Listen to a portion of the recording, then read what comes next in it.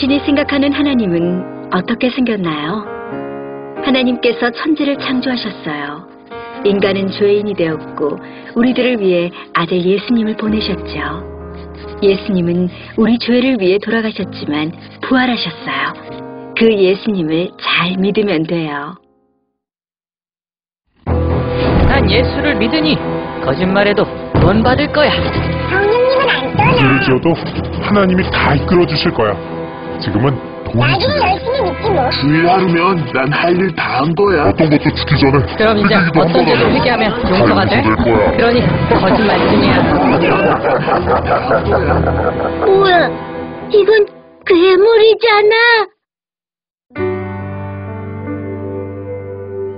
하나님께서 우리에게 주신 성경만이 하나님을 제대로 그릴 수 있습니다.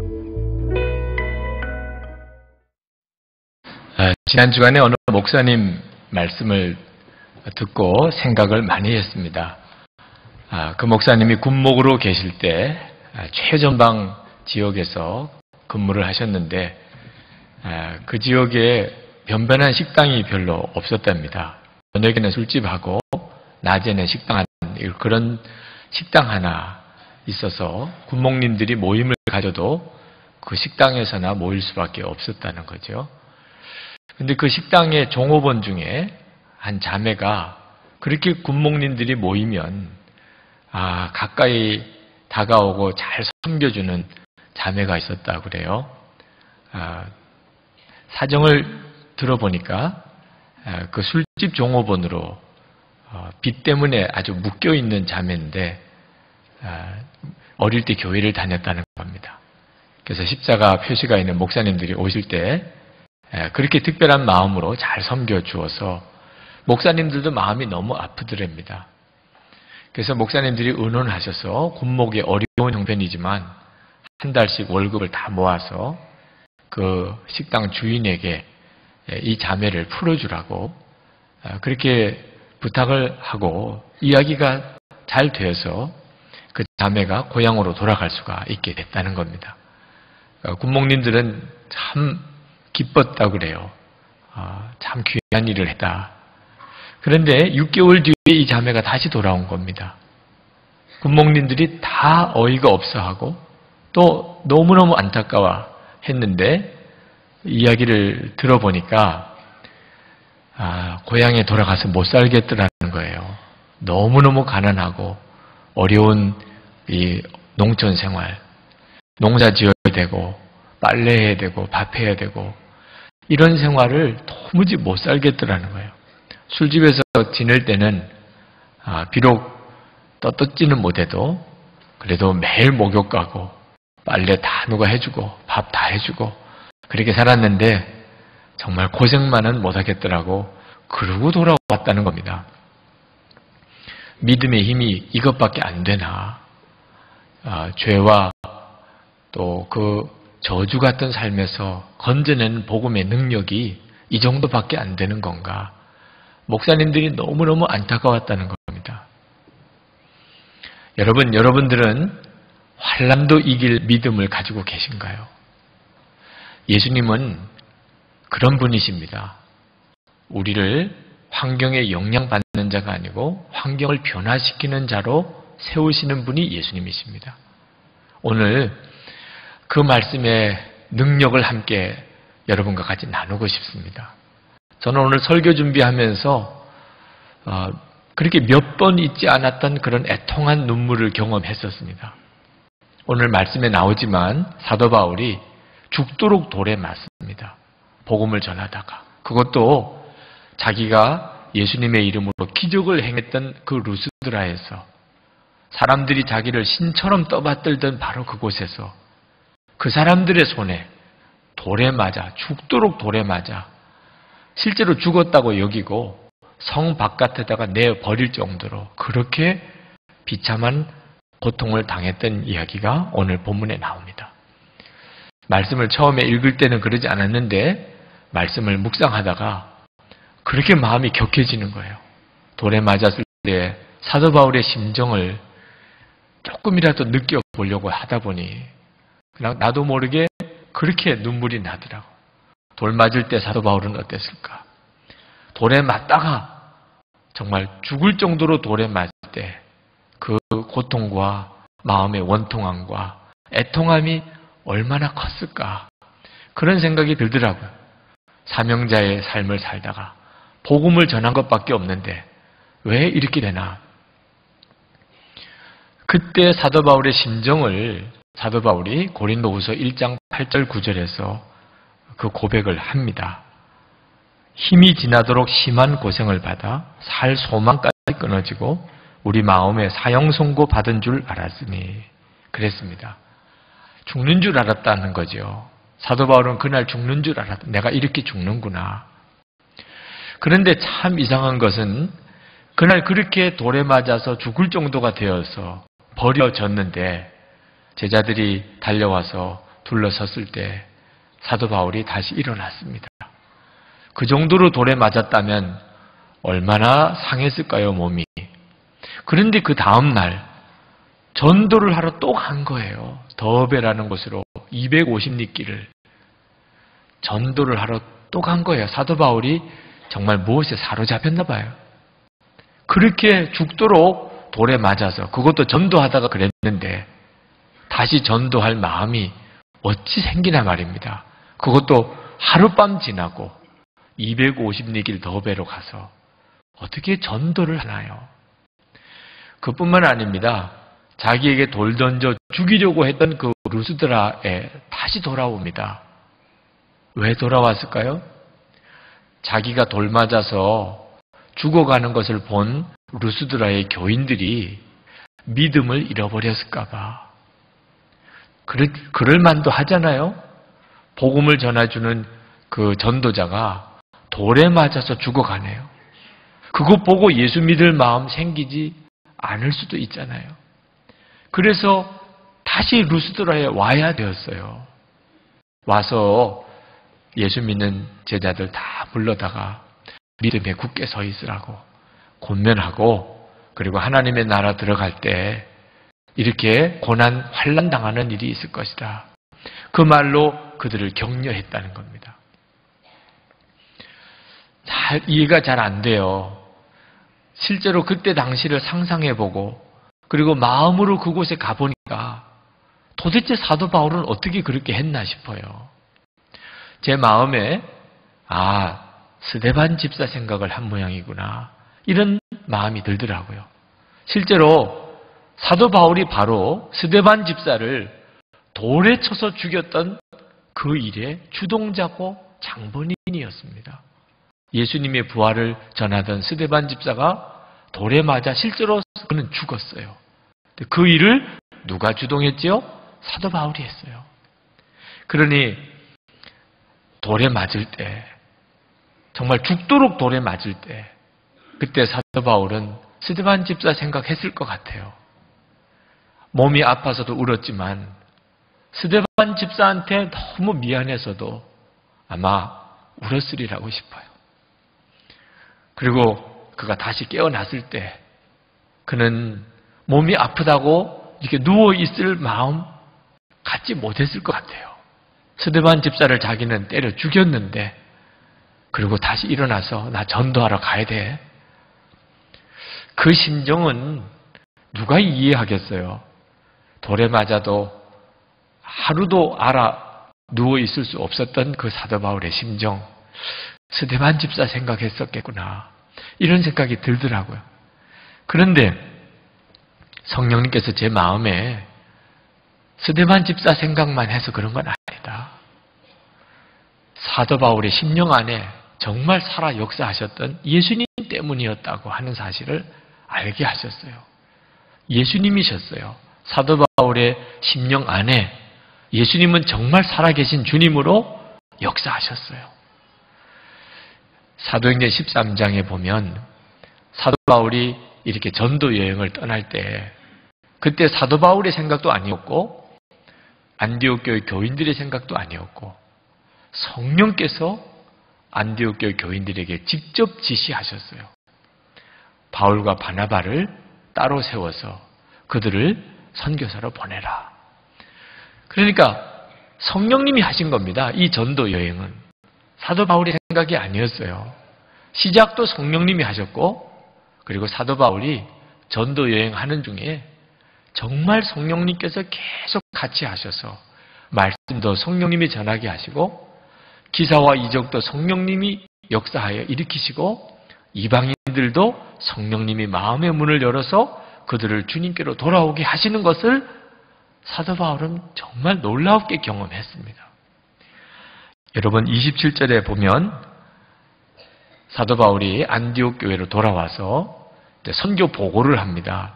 근데 그 보고한 내용이 무엇이었느냐? 다 요약해서 이렇게 나옵니다. 함께 읽으실까요? 그들이 이르러 교회를 모아 하나님이 함께 행하신 모든 일과 이방인들에게 믿음의 문을 여신 것을 보고하고 그랬습니다. 그러니까 사도 바울이 자기들이 나가서 전도했지만 우리가 한 게 아니고 하나님이 하셨어요. 기사와 이적이 나타났는데 그것도 우리가 한 게 아니고 하나님이 하셨어요. 이방인들이 많이 예수를 믿게 되었는데 그것도 하나님이 함께 하셨던 것이에요. 이렇게 보고를 했다는 겁니다. 그러니까 사도 바울은 복음을 전하다가 어려운 일을 많이 겪었지만 절대로 마음이 위축되거나 낙심하지 않았습니다. 왜? 하나님이 이 일을 시작하셨고 하나님이 이 일을 계속 진행하고 계시다는 분명한 확신이 그에게 있었기 때문이에요. 돌에 맞아서 자기는 거의 죽을 뻔한 일을 겪었는데도 사도 바울은 전도 된다. 이방인들이 주님께로 돌아온다. 교회 세워진다. 분명한 확신이 있었어요. 왜? 역사하시는 예수님께서 너무 분명하게 경험되고 있었기 때문이죠. 이 고백을 그가 빌립보서 1장 6절에 이렇게 합니다. 여러분 같이 한번 읽으실까요? 너희 속에 착한 일을 시작하신 이가 그리스도 예수의 날까지 이루실 줄을 우리가 확신하노라. 아멘. 이거 우리 모두의 이야기예요. 예수님께서 우리 안에 놀라운 일을 시작하셨어요. 구원의 역사를. 우리 가정에 여러분의 인생 가운데 그 일을 시작하신 우리 주님이 그 일을 능히 완성시키실 줄로 확신합니다. 이 확신이 사도 바울에게 있었던 것이에요. 여러분, 사명의 길을 간다는 건 참 어려운 길입니다. 실제로 사명자의 삶을 살아보니까 그건 어려운 일이에요. 그렇지만 사명의 길이 어렵기만 하다면 희생해야 되고 수고해야 되고 눈물이 있어야 되고 돌에 맞는 것 같은 고통이 있고 이렇게 어렵기만 하다면 사도 바울도 그 길을 안 갔을 거예요. 사명의 길이 어려움이 있습니다. 돌에 맞는 이런 일도 겪습니다. 그러나 그보다도 훨씬 더 놀라운 일들이 사명의 길에 경험되는 거예요. 그러니까 사도 바울이 그 어려운 길, 돌에 맞아서 죽을 뻔한 그 길, 그런 일을 겪으면서도 또 전도자로 나가는 거예요. 돌에 맞아 죽는 경험보다 더 놀라운 경험이 있으니까. 그게 뭐죠? 예수님이 정말 함께 하시는 거예요. 예수님이 정말 역사하시는 거예요. 그게 더 놀라워요. 더 흥분되고 더 감격스럽고 더 좋아요. 돌에 맞아 죽는 것 같은 고통이 얼마나 끔찍합니까? 그런데도 그거 아무것도 아니야. 그럴 정도로 더 놀라운 역사가 있어요. 그게 바로 예수님이 함께 해주시는 역사예요. 사도 바울은 자기 인생이 다 끝날 때 그가 이렇게 자기 삶을 고백했습니다. 내가 선한 싸움을 싸우고 달려갈 길을 다 달려가고 믿음을 지켰노라. 대단한 고백이죠. 여러분 중에 오늘 만약에 여기가 여러분의 인생의 끝이라면 그러면 하나님, 저는 정말 행복했습니다. 하나님, 저는 정말 믿음의 길을 다 달려갈 길을 다 달려갔습니다. 후회 없습니다. 아쉬움 없습니다. 하나님 정말 너무 좋았습니다. 그렇게 고백하실 수 있는 분 몇 분이나 되세요? 사명의 길 힘들다. 나는 그런 길 못 가. 먹고 사는 게 너무 바빠서. 그래서 잘 살았나요? 그렇게 살다가 이제 죽음을 눈앞에 두면 왜 그렇게 바보같이 사는 것밖에 생각 안 나는지. 나는 아무것도 한 게 없어. 그렇게 고생 많이 하고 살았는데도 하나님 앞에 가서 보고할 게 아무것도 없어. 그런 아쉬움밖에 남지 않는 삶을 대부분이 살아요. 그런데 돌에 맞아 죽을 뻔했다고요. 전도하다가. 그랬던 사도 바울은 그는 내가 달려갈 길을 다 달려갔다. 믿음을 지켰다.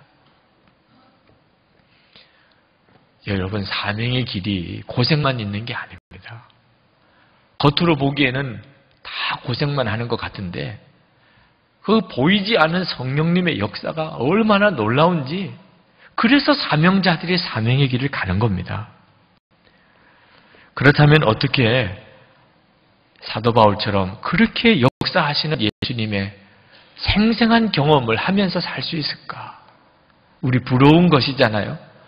우리가 다 예수를 믿지만 어떻게 사도 바울처럼 이렇게 예수를 믿고 그 능력의 삶을 살 수 있을까? 그 비밀이 오늘 본문에 나옵니다. 사도 바울은 주님께 자신의 삶 전부 다 맡기고 살았어요. 그것이 비밀입니다. 사도 바울은 자신의 삶을 예수님에게 다 맡겼기 때문에 예수님이 그렇게 강하게 역사하는 삶을 살았던 것입니다. 사도 바울이 1차 선교 여행을 이제 마무리 짓고 이제 안디옥으로 돌아가려고 하면서 자기가 그동안 전도했던 곳곳마다 다시 쭉 돌아봅니다. 그리고 한 게 있어요. 그것이 뭐냐면 그 지역마다 장로님들을 세우는 거예요. 장로님들을 세워서 이제 그 교회를 맡기는 겁니다. 당신이 장로입니다. 이 교회를 책임지세요. 그런데 그걸 어떻게 그럴 수 있었나 싶어요. 왜냐하면 지금 우리 교회 장로님들 같은 분들이 아닙니다. 그분들은 다 새신자들이에요. 이제 가서 복음 전하고 그리고 예수 믿은 사람, 그 사람들 중에서 그래도 믿음의 인품이 더한, 그래도 지도자가 될 만한 분, 그런 분들을 뽑아서 당신이 이제 장로입니다. 장로라는 말은 이 교회를 책임지라는 거예요. 근데 그 교회가 어떤 교회예요? 핍박당하는 교회입니다. 순교하면 1순위예요, 그분이. 당신이 바로 그 사람입니다. 이렇게 세웠다는 겁니다. 아니, 성경도 없고 신학교도 없고 주변에 큰 교회도 없고 환난과 핍박은 오고, 그런데 어떻게 뭘 믿고 그 사람들 중에 한 사람을 장로로 세울 수 있습니까? 또 그렇게 세운다고 무슨 배짱으로 또 장로하겠다고 나서는 사람은 또 뭐예요? 어떻게 이게 가능한 일이에요? 근데 성경을 읽어보니까 놀라운 말씀이 나와요. 여러분 23절을 한번 보십시오. 각 교회에서 장로들을 택하여 금식 기도하며 그들이 있는 주께 그들을 위탁하고 그랬습니다. 사도 바울이 각 교회마다 장로를 세웠던 이유는 그 사람들이 무언가를 제대로 할 수 있으리라고 생각하기 때문이 아니었어요. 그들은 여전히 연약한 믿음을 가진 정말 초신자에 불과한 사람들입니다. 성경책 없어요. 신학교도 없어요. 핍박은 다가오고 있어요. 그렇지만 한 가지 분명한 것은 예수님은 정말 함께 계시는 거예요. 예수님이 함께 계시는 거예요. 예수님에 대한 믿음이 분명하고 예수님이 정말 마음에 계신 것을 정말 알고 나는 죽고 예수로 사는 십자가 복음이 분명하면 그러면 예수님에게 맡겼다는 거예요. 예수님, 이 교회에 성도들이 있습니다. 이 교회를 책임질 사람이 필요합니다. 사도 바울이 그곳에서 계속 계시면 좋겠지만 사도 바울이 복음 전해야 될 때가 너무너무 많아요. 이제 여기에 이 사람에게 이 교회를 맡기고 갑니다. 그러나 예수님은 항상 같이 계시는 것을 믿습니다. 예수님께서 책임져 주세요. 이 사람을 써주세요. 그렇게 맡겼다는 거예요. 예수님을 믿으니까, 함께 계시는 예수님을 진짜 믿으니까 그렇게 할 수 있었던 거예요. 사도 바울이 이렇게 무모할 정도로 교회를 세우고, 그리고는 바로 장로를 세우고, 그리고는 자기는 떠나갔어요. 이렇게 할 수 있었던 이 믿음이 어디서 나왔나? 사도 바울 자신이 바로 그렇게 주님께 맡겨진 사람이었기 때문입니다. 26절에 보면 사도 바울을 파송했던 안디옥 교회로 사도 바울이 이제 돌아오는데, 그런데 거기에 참 놀라운 말씀이 하나 나옵니다. 거기서 배 타고 안디옥에 이르니 이곳은 두 사도가 이룬 그 일을 위하여 전에 하나님의 은혜에 부탁하던 곳이라. 안디옥 교회에서 바울과 바나바를 선교사로 세우고, 그리고 그들을 선교사로 파송했습니다. 근데 그때 당시에 복음 전하려고 선교사가 여행을 떠나는 것은 죽음을 각오하는 길이었어요. 어떤 환난과 위험이 앞에 있을지 상상도 못해요. 거지 순례 전도입니다. 먹을 것, 입을 것, 잘 때가 준비되어 있지 않아요. 그런데 도대체 무슨 힘으로 이들을 파송합니까? 하나님의 은혜에 부탁했다는 거예요. 안디옥 교회 교인들이 하나님 바울과 바나바를 선교사로 보내라고 하시니 우리가 보냅니다. 그러나 우리가 무슨 선교비를 제대로 줄 것도 없습니다.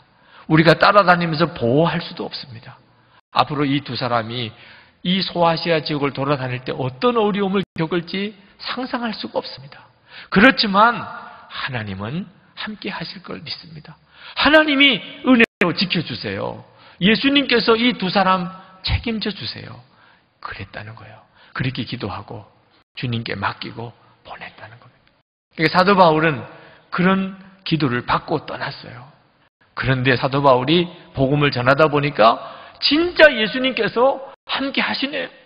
눈에 보이지는 않으신데 복음을 전해야 될 때 입을 열어 전하면 이게 누가 말하는 거야? 사도 바울 자기가 알잖아요. 자기 안에서 나오는 말이 아니에요. 예수님께서 자기 입을 통해서 복음을 전하네. 이방인들이 어떻게 그 말을 듣고 그렇게 예수를 믿겠다고 하는지 이건 정말 성령의 역사네. 나면서 걷지 못하던 장애인에게 믿음이 있는 걸 보고 예수님의 이름으로 일어나라고 하니까 일어나네요. 사도 바울이 정말 예수님은 나와 함께 계시는구나, 역사하시는구나, 자기가 생생히 경험했어요. 그러니까 사도 바울이 그 교회 한 사람을 장로로 세우고 예수님이면 충분해요. 예수님이 당신을 다 가르치실 거예요. 무슨 말 전할지 걱정하지 마세요. 예수님만 바라보세요. 그렇게 했던 거예요. 여러분, 골로새서 1장 29절을 보면 그 바울의 심정이 그대로 나옵니다. 여러분 같이 한번 읽어보실까요? 골로새서 1장 29절. 나도 내 속에서 능력으로 역사하시는 이의 역사를 따라 힘을 다하여 수고하노라. 이게 사도 바울의 간증이에요. 사도 바울의 체험이에요. 그래서 예수님에게 맡길 수 있었던 거예요. 이 사람을 주님 맡깁니다.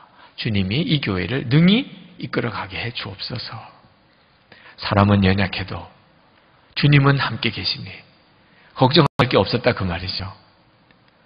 사도 바울이 전도하다가 돌에 맞아서 죽을 지경까지 되었을 때 예수 처음 믿은 사람들이 시험들만도 하지요. 하나님이 진짜 살아계시다면, 하나님이 진짜 살아계시다면 어떻게 저런 일이 일어날 수가 있어? 하나님이 살아계시다고, 예수님은 우리의 주님이시라고, 부활의 주님이시라고 전도하던 그 사도 바울이 돌에 맞아서 죽도록 그렇게 되어진 걸 보고 예수 믿을 마음 다 없어질 수도 있잖아요. 그래서 사도 바울이 루스드라로 다시 돌아간 거거든요. 돌아가서 그 루스드라에 예수 믿은 교인들을 불러놓고 환난 있습니다. 예수 믿어도 환난 당할 수 있습니다. 사명자에게 환난 닥쳐옵니다. 왜? 마귀가 이 세상을 왕노릇하고 있는 때이기 때문에 그렇습니다. 마귀는 복음 전해지는 거 가장 싫어하고 예수 믿는 거 가장 싫어하니까. 그러니까 예수 믿을 때 어려움 생기고 그리고 전도자에게 환난이 있을 것이라고 말했던 거예요. 그렇지만 여러분 걱정하지 마세요.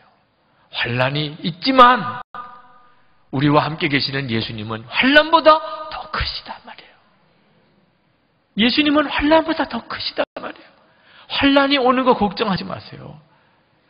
사도 바울은 루스드로 돌아가서 그 말 전해주고 온 거예요. 왜? 사도 바울 자신의 확신이고 경험이고 믿음이니까. 환난 있지만 내 안에 계신 예수님의 역사는 그보다 훨씬 더 크잖아요. 성도 여러분, 우리도 이런 믿음 가져야 합니다. 여러분, 돌에 맞아 죽는 것 같은 그런 어려움을 혹시 지금 겪고 있습니까? 목사님, 제 심정이 꼭 그와 같아요. 정말 돌에 맞아 죽는 것 같아요, 지금. 소망이 다 끊어졌어요. 그러나 여러분, 두려워하지 말고 한 가지만 확인하세요. 예수님, 여러분 주님이신 거 사실입니까? 성령님 여러분 안에 계신 거 진짜 믿습니까? 오늘 여러분이 교회에 나오신 거 보니까 성령님이 여러분 안에 계신 게 맞네요. 성령님이 이끌지 않았으면 어떻게 여기 왔나 말입니다. 예수 믿을 생각 어떻게 할 수 있었나 말이에요. 예수님이 이제 여러분 주님이십니까? 아멘입니까? 나는 예수님과 함께 죽었고 이제 예수님으로 삽니다. 이 믿음이 분명하면 예수님에게 맡겼다는 거예요. 여러분의 인생을. 그거 하나만 분명히 하세요. 그러면 사도 바울도 돌에 맞아 죽을 지경까지 갔지만 사도 바울을 통해 더 엄청난 하나님 역사가 일어났듯이 여러분에게도 반드시 그리 됩니다. 최근에 우리 교회 여성교회 총연합회에서 서울의 포구 근처에 있는 어느 교회 건축하는 교회를 돕고 있습니다. 돕기로 결정을 하고 건축비를 우리가 지원하고 그리고 매달 선교비를 보내는 일을 하는데 어느 날 어느 사모님으로부터 편지 한 장이 왔어요. 어려운 교회 사정을 이야기하면서 기도해 주십시오. 그리고 주의 마음이면 도움이 있으면 감사하겠다고. 하도 그런 편지가 많이 오니까 다 일일이 응답을 해드리지 못하지만 교회 안에도 도와달라는 도움의 요청들이 많아서 우선순위상으로는 문제가 있지만 너무 그 편지 속에 담겨있는 사정이 안타깝고 또 진실하게 느껴졌어요.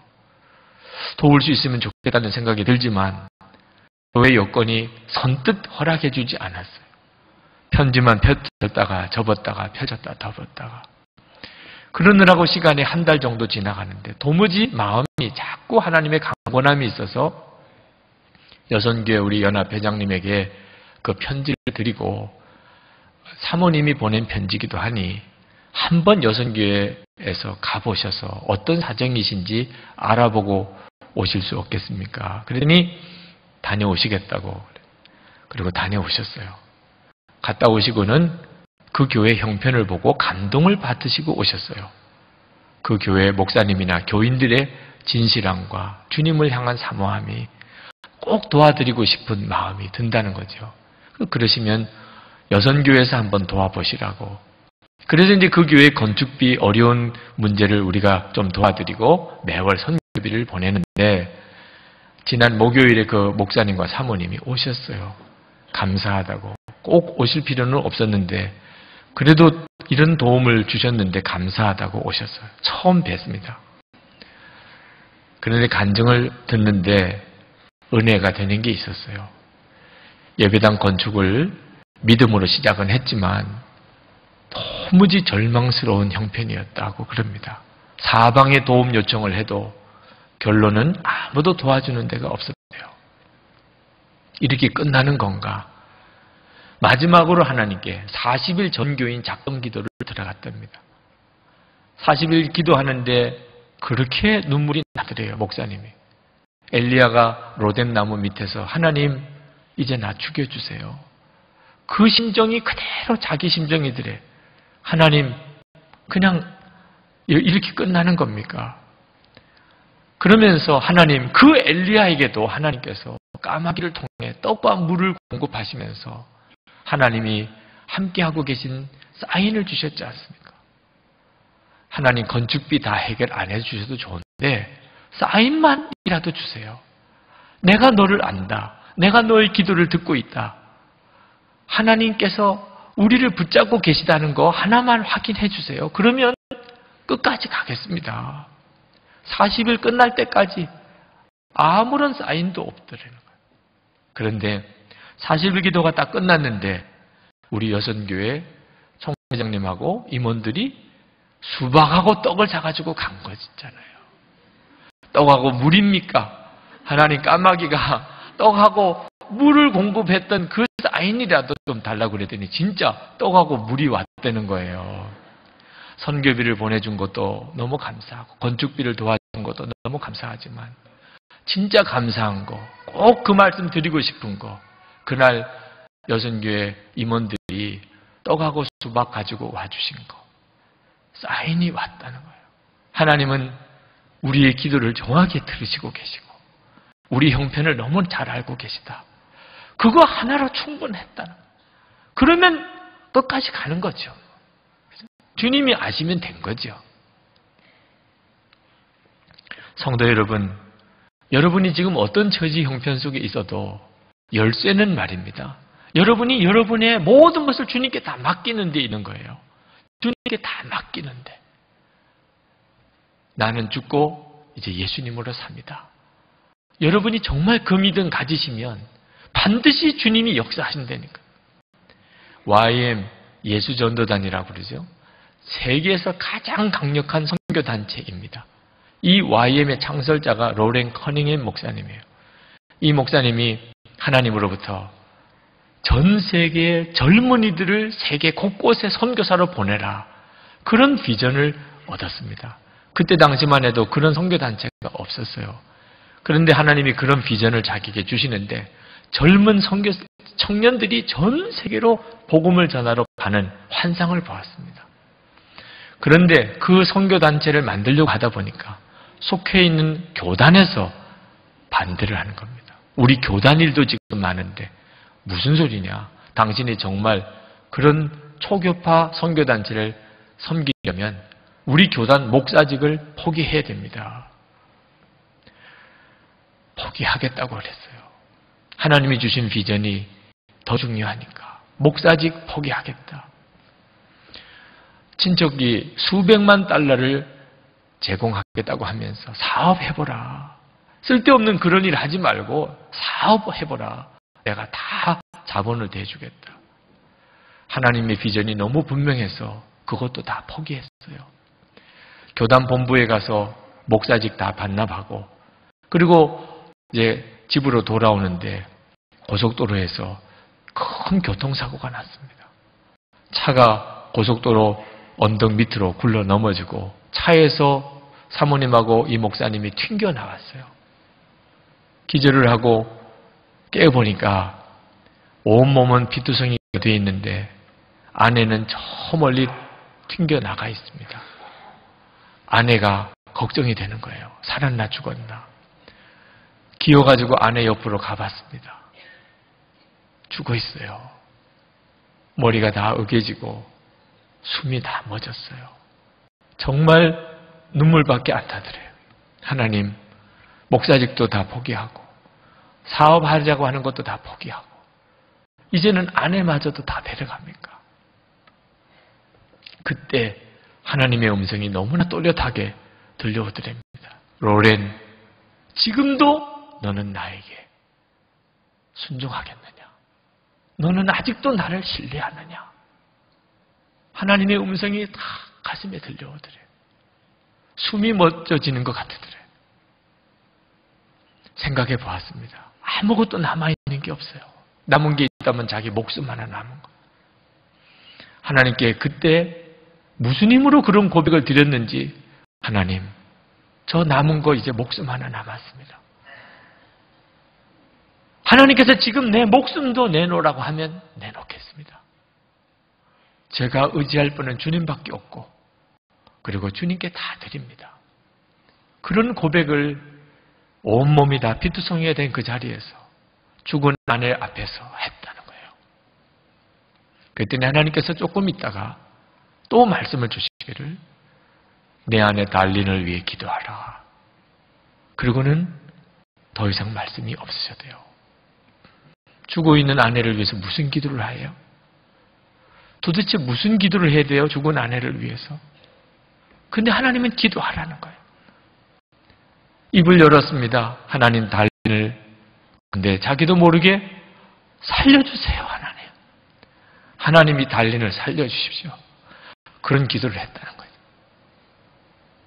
참 놀라운 일이죠. 숨이 멎었던 아내에게 가쁜 숨이 다시 돌아오는 거예요. 다시 숨을 쉬는, 의식은 없지만 숨을 쉬는 거예요. 그때 그 깜깜한 밤에 어디서 또 왔는지 차 하나가 사고가 났냐고 후레쉬를 비치면서, 그리고는 응급차를 부르고, 그리고 아내가 다시 살아났습니다. 그때 그 경험 이후로 이 로렌 목사님 네 분에게 있어서는 더 이상 사명 앞에서 근심이 없었어요. 왜? 주님께 다 맡겼으니까. 살고 죽는 것도 하나님의 소관인 걸 너무 잘 알았기 때문에 주님께 완전히 맡겼어요. 지금의 예수전도단이 된 겁니다.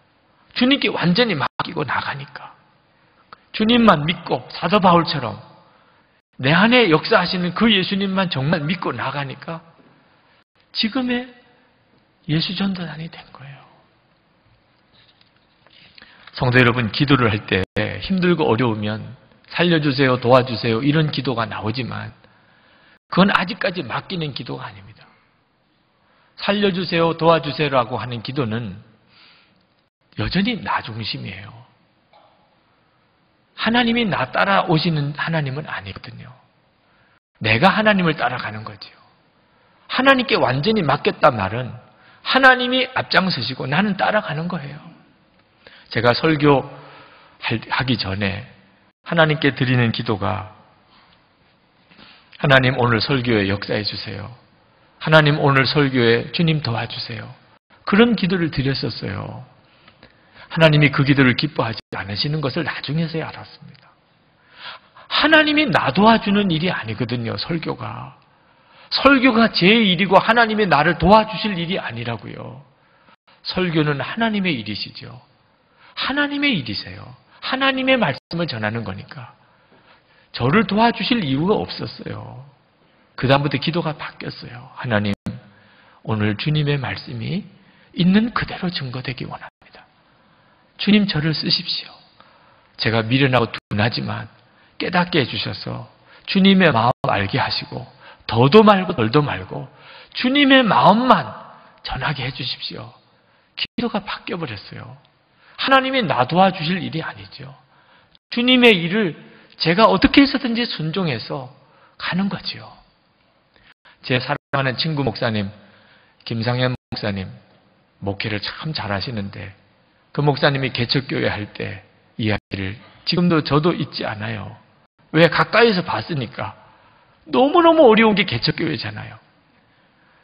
밤새 교회에서 잤던 분이 그분이에요. 개척교회 하는 동안 집에 들어가지 않고 매일 교회에서 철야했어요. 새벽에 하나님 우리 교회 살려주세요. 개척교회인데 하나님 부흥시켜주세요.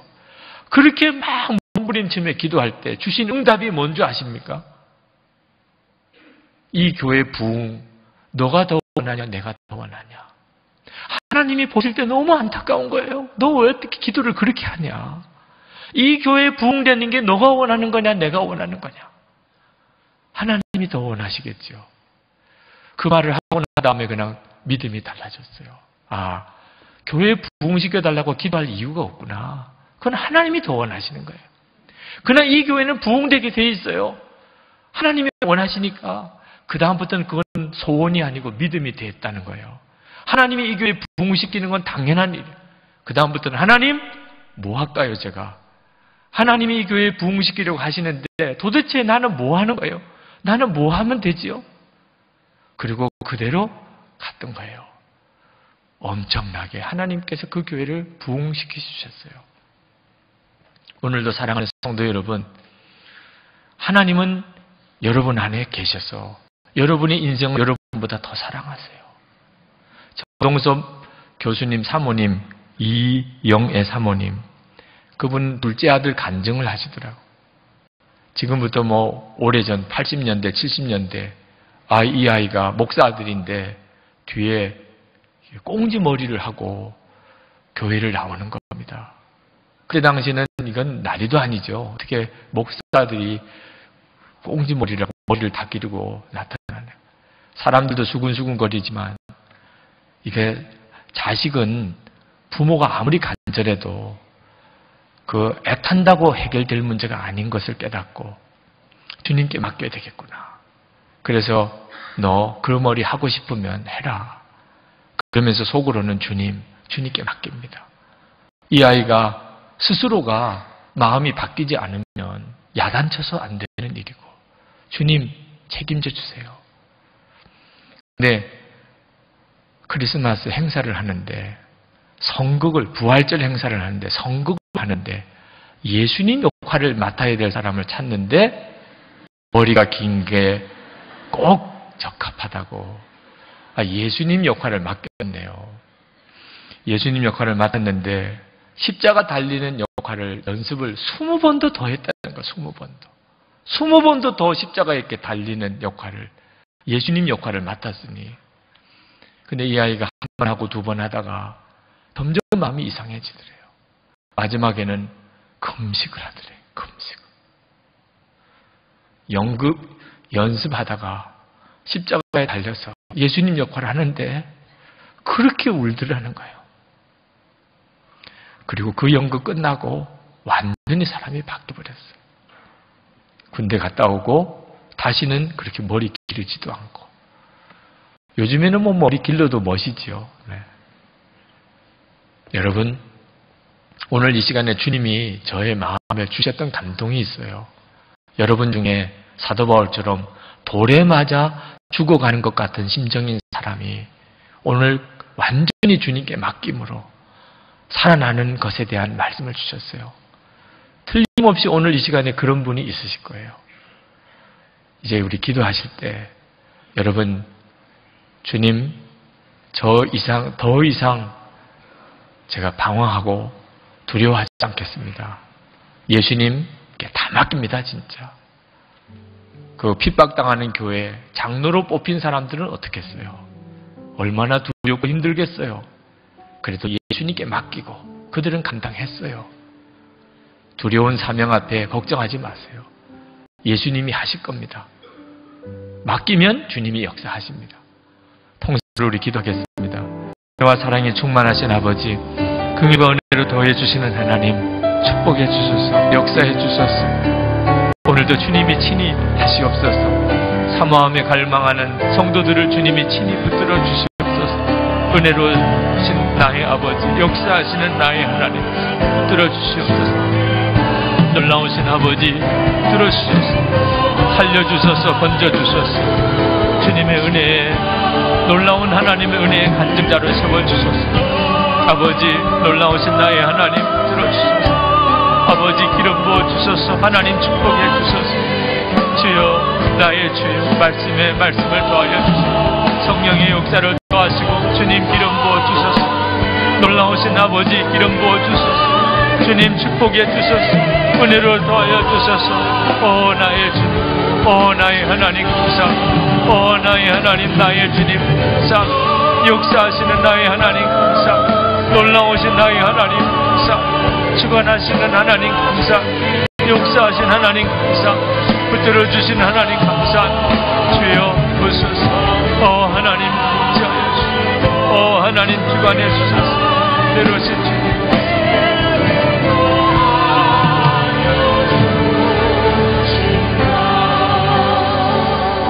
아버지 하나님, 정말 주님께 다 맡깁니다. 주님, 예수님 한 분이시면 진짜 충분합니다. 함께 계시는 주님, 여기까지 인도하신 주님, 주님이십니다. 오늘 이 예배 자리에 오게 하신 분도 주님이시지 않습니까? 인생 전부 다를 주님께 맡깁니다. 주님 이끄소서. 오늘도 사랑하는 성도들, 돌에 맞아 죽어가는 처절한 심정인 바로 그 사람이 오늘 구원을 받았습니다. 주님이 건져주셨습니다. 믿음을 주셨고 이길 힘 주시고 그 가운데 찬송 주신 주님 감사합니다. 오직 주님만 바라보고 간증하게 해주셔서 주님 환난 핍박당한 교회 장로로 세움 받은 것 같은 정말 무거운 사명 앞에 주저하는 이들이 오늘 구원을 받았습니다. 예수님이면 충분하고 주님이 하시는 거 믿고 나가게 하소서. 기적을 보게 하소서. 주님 오늘도 살아가는 성도의 찬양 받으신 주님, 기도를 받으신 주님 감사합니다. 사랑하는 성도들의 감사의 예물을 받으신 주님, 주님 기뻐하는 뜻대로 쓰여지게 하시고 그리고 성도들에게 복을 주셔서 힘을 주셔서 세상 변화시킬 자 되게 하소서. 가정, 자녀, 기업, 육신의 건강 주님 붙들어 주소서. 믿음으로 사는 성도들에게 약속한 증거를 주시옵소서. 세상 변화시키는 교회 되게 하소서. 민족의 통일을 이루는 교회가 되게 하소서. 세계 열방의 선교사님들을 보내고 돕고 하나님 세워내는 교회가 되게 하소서. 성도들 되게 하여 주옵소서. 예수 그리스도 이름으로 간절히 기도합나이다. 아멘.